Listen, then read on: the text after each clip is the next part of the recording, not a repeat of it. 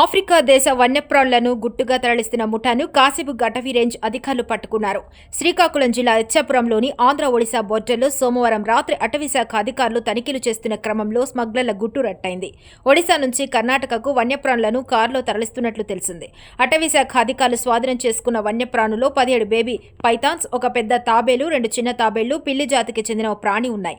అయితే ఇవన్నీ ఆఫ్రికా దేశానికి చెందినవిగా అటవీశాఖ అధికారులు గుర్తించారు.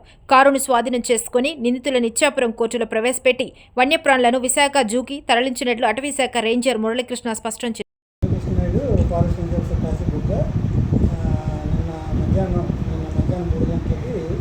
ఇచ్చాపురం పురుషోత్తం చెక్ పోస్ట్ దగ్గర వెహికల్స్ చెక్ చేస్తుండగా ఒరిస్సా నుండి మన కర్ణాటక ట్రాన్స్పోర్ట్ అవుతుండగా వైల్డ్ యానిమల్స్తో ఒక వెహికల్ సీజ్ చేయడం జరిగింది.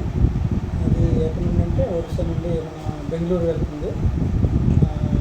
అయితే వెంటనే ముద్దాయిల్ని వెహికల్తో పాటు సీజ్ చేసి మన ఆఫీస్కి తీసుకొచ్చి వాళ్ళ రికార్డ్స్ అన్నీ తీసుకొని స్టేట్మెంట్స్ రికార్డ్ చేయడం జరిగింది.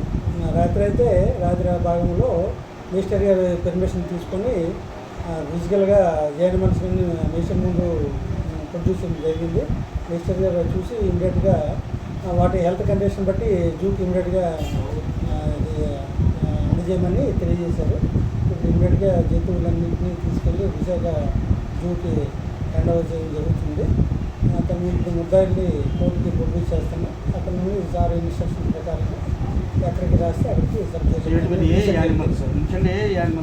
Animals African ball python 17 baby pythons 17 numbers, 1 tortoise big size, 2 small tortoise and serval cat అని ఒక పిల్లి జాతికి చెందిన ఒక క్యాట్ ఒకటి, మొత్తము 20.